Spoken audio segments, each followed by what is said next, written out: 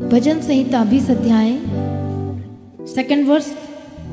वह पवित्र स्थान से तेरी सहायता करे और सिय्योन से तुझे संभाल ले। वह तेरे सब अन्न बलियों को स्मरण करे और तेरे होम बलि को ग्रहण करे। हालेलुया। यदि अन्न बलि होम बलि होगा तभी तो प्रभु ग्रहण करेगा। समझ में आ रही कि नहीं आ रही है? पर मैं इससे ज्यादा डेप्थ में नहीं जाऊंगी। मैं आपको ये बताना चाहती हूँ कि प्रभु क्या कर रहा है। वो चाहता है कि अपने जीवन को पूरी तरह से डेडिकेट करे, समर्पण वाला जीवन जिए, डेडिकेशन वाला जीवन जिए।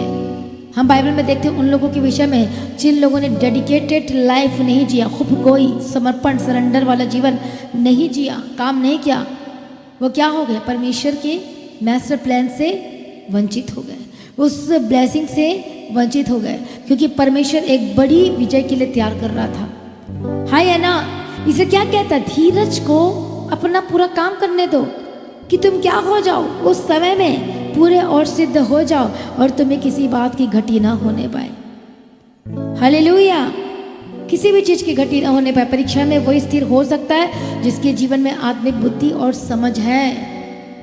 वो लोग स्थिर नहीं हो सकते, वो लोग भटक जाएंगे। यस और नो? परीक्षा सबके जीवन में आती है, किसी के में ज्यादा आती है, किसी के में थोड़ी आती है। कई लोग बोलते हैं अरे क्या हो गया? अय्यूब के जीवन में कितनी खतरनाक परीक्षा थी जिसमें सब कुछ खत्म हो चुका था।